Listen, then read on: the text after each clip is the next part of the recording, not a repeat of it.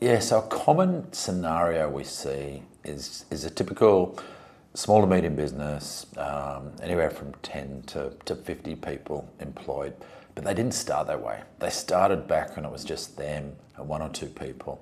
So often they scrimped a bit on getting their structures right, and they wake up 10, 15 years later and the business is amazingly successful and they're making a lot of money, but their structures aren't right for tax and they're not right for their succession, and they need a structural review. And sometimes a structural review will save a lot of money.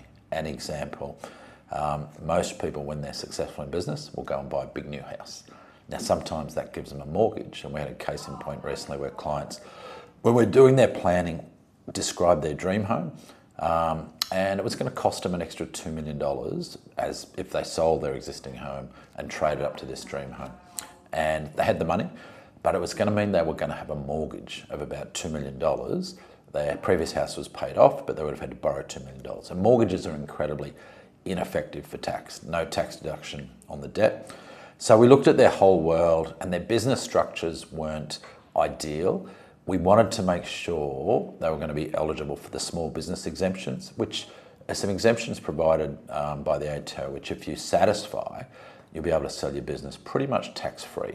And it was designed to recognise the fact that a lot of small business people don't put enough into super, so they've got these tax-free. But you have to get the structures just right. So we created a really simple strategy that was highly effective. Now you've got to be very careful. Before implementing these things, we work with some of the best tax lawyers to sign off on everything to make sure we're structuring it, because there's got to be more reasons to doing something than just saving tax. Otherwise you run the risk of Part 4A, which is a provision in the Tax Act that says if the only or the predominant reason you're doing something is for tax, then that can be deemed to be Part 4A, which means they disregard the tax benefits. So in this case, we had some estate planning, some succession planning issues around their structure. And they had a simple structure that was a company, but they just had themselves as shareholders. And it wasn't ideal for either their estate planning, their succession planning within the business. So we decided to create a holding entity, and then this is where we go to the tax lawyers. And in the end, they decided that a holding company would be appropriate, and the holding company then bought the shares off mum and dad, effectively.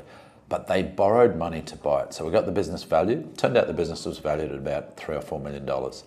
So they then went to their bank and they borrowed enough money to buy that business from their operating company into the holding company, and they as shareholders were able to claim the small business exemption, so there was no tax to pay at all on that restructure. But importantly, they now took that money and paid it off the new mortgage. So what we've effectively done there is recycle $2 million of debt. Let's assume interest rates at 6%, that's $120,000 of interest that was not deductible before they restructured, that is now deductible. So that's, for them it was a tax saving about 60 grand a year, but it's better than that as well, because it meant the business now had a cost base of $3 million. So if they sold it in the next year, they're not going to pay any tax on that. So we achieved two birds with the one stone. Clear succession plan as part of this, so they can sell bits of the business to other people, etc. So done with, and as always, we like to do things as part of a big picture plan, which is their retirement planning, etc. So a great example of taking old structures that were kind of set up in a hurry, making them fit for purpose, and solving another problem at the same time.